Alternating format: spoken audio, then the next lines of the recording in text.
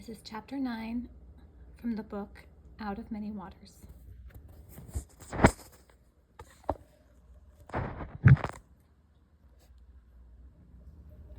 Maria Levy beckoned to a young girl.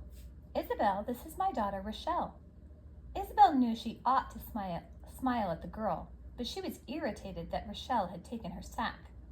The girl had her mother's dark complexion and long black hair, but Isabel did not see the same kindness. Rochelle regarded Isabel coldly and said nothing. "You should apologize for taking her sack," said an older boy. "It was very wrong of you." He was olive skinned like Rochelle, but tall and slender like the saplings that seemed to shoot up overnight in the forest after a tropical rain. "Don't tell me what to do, Davy," came Rochelle's imperious answer. "There's nothing to apologize for because I did nothing wrong. How was I to know a dirty burlap bag filled with eggs and bananas belonged to someone hiding under a rowboat?" "Rochelle, children, please," Maria interrupted the argument immediately. "I'm ashamed of you, Rochelle. I realize that you did not stop to think that the sack belonged to someone who needed it, but must I apologize for your rudeness as well as your thoughtless actions?" Isabel was sure she had never seen a child so outspoken and brazen. At the monastery, she would have been whipped soundly for her lack of respect. Yet Rochelle did not seem at all ashamed of her behavior. She gave a deep curtsy to Isabel, dropped her head low, and said mockingly, "I humbly beg your forgiveness for any inconvenience I may have caused." "That will be quite enough," said Maria reprovingly, but the girl continued.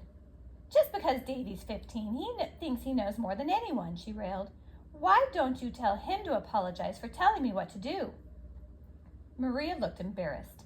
"Such children," she said, as the others chuckled uncomfortably. "And I am the father of such children," said a deep voice. A tall, well-groomed man stepped forward, stooping under the low beams of the lower deck. His large brown eyes gazed intently at his children. Silence fell over Rochelle and Davy, although he had not said a word to them. He turned to Isabel. "I am Astor Levi. Like my friend Abraham Israel, I am a perpetual student of Torah, but since one makes very little money studying God's word, I am also a humble butcher by trade." There was more appreciative laughter, and someone commented, "As long as he doesn't butcher his readings of Torah, we're all right." Astor smiled at the joke, but as he seated himself on a large barrel, his face grew serious. His long legs were sprawled out in front of him, and his clasped hands dangled between them. "You must be wondering who we are," he said. "Do you know anything about the colony at Recife?" Isabel shifted on her mat and looked down at the patchwork coverlet spread across her legs. "I know there were Jews living there, and that they had to leave when the Portuguese came," she said. She remembered how the friars had complained that General Barreto should have been harsher with the defeated colonists. Now that she had met the people whose lives were affected by his orders, she was relieved that he had spared them. "Originally, we came from Portugal and Spain," Astor explained. "A Dutch colony was a safe home for us. The courts of the Inquisition could not reach us there. Some of us have lived in Recife for 30 years, others for a shorter time, but it was our home." Mosè Lambrusco had a round, jolly face, and he spoke in a deep voice, sighing between breaths. "When the Portuguese attacked, we fought hard alongside the Dutch to repel them. Some of our community, like the husbands of Rachel Nunez and Judica Merida, gave their lives in the struggle, but still we could not overpower them." "Now we are wanderers again," said his wife, her forehead creased in a deep frown. "We had to sell everything, our homes, our businesses. Mosè had to sell our sugar plantation for half its value."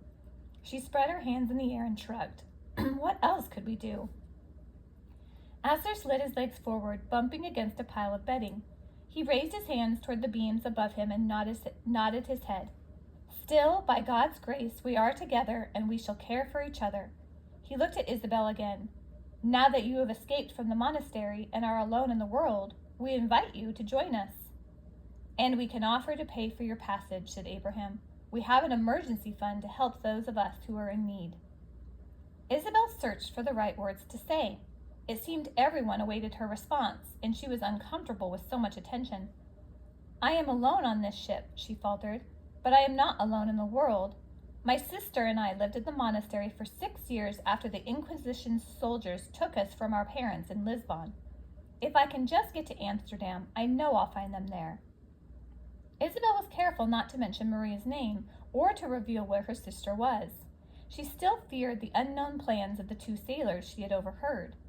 She thought of asking Asser about the disturbing conversation, but there were so many passengers in the crowded quarters, she had no way of knowing who might be unfriendly. "There is no need for you to tell us more, child," said Maria Levy. "We know all that is necessary, which is that you need help on your journey. In return, you need only know that we are here." Asser moved to the back of the group, and the other men and older boys followed. They were soon engrossed in a lively discussion, their hands waving excitedly in the air as each strove to make his point. Mothers led the younger children off to their designated sleeping spots. Straw mats were rolled out, and Isabel watched longingly as the sleeping youngsters were tucked under the light blankets and kissed goodnight.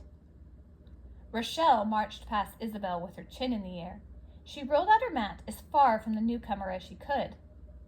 Isabel pushed the trunk that had supported her out of the way and lowered herself onto her pallet. After her long sleep during the day, she felt restless and lay awake listening to the talk around her and the sounds of creaking planks overhead. There were no stars to watch down here, and no breeze to stir the air. From the corner of her eye, she saw Rochelle unlace the front of her satin dress and pull it over her head. Isabel could not help noticing the girl's linen chemise. It had deep embroidered cuffs at the wrist and a hem trimmed with a scalloped border. Rochelle dropped her dress carelessly beside her. Then she pointedly turned her back to Isabel and went to sleep. "She doesn't deserve such fine clothes." "Still, Maria," she thought, "although everyone here isn't perfect, I am being well cared for, and I won't have to put up with Rochelle much longer. Aren't you proud of me for making it this far? If only I knew that you were safe." Isabel was still awake when everyone else had gone to sleep. She could hear the slap of the sails only faintly, and was aware of the restless movements and mingled breathing of the passengers. She pulled off the soft chemise in which Maria Levy had dressed her and replaced it with the one that held her precious combs. She folded the borrowed garment neatly and placed it under her frock. Her fingers stroked the flawless fabric one last time as she put it aside. "I do regret having to part with such a fine chemise," she thought, "but I cannot sew in my combs or I might but be discovered, and I would much rather be wearing something that you made for me, Maria." She was relieved to again feel the silver combs close to her body. She settled back and listened to the sounds which surrounded her. Baby Raina futzed in her sleep and then quieted as Judica gently patted her. Several men snored in different corners of the cramped space, their separate rhythms conflicting with each other. Isabel's room at the monastery had been crowded with pallets as well. How many times did I wake up in the night and feel comforted by the soft, steady breathing of the others? She felt a longing for the friends she had left behind. We had no time for playing selfish games like Rochelle. We needed each other. "But I can't let myself become dependent on these families," she decided. "They are kind, it's true, but I will be leaving them in just a few short weeks. How strange that they were unafraid to come to my aid while the other passengers were content to laugh at me. They seem certain they are in no danger. I hope they are right. But I must think of my own way to keep the captain from sending me back to Recife. I told Asser I was not afraid to work. If I do a good job, perhaps the captain will be more sympathetic. If the sailors try to turn me over to the judges of the Inquisition, I will throw myself on his mercy. And if I work for my passage to Amsterdam, I will have a strong argument against him sending me back to Recife. Yes," she thought with resolution, "that is the answer. Tomorrow I go to work for the captain of the Valk." Isabel turned uncomfortably on her mat.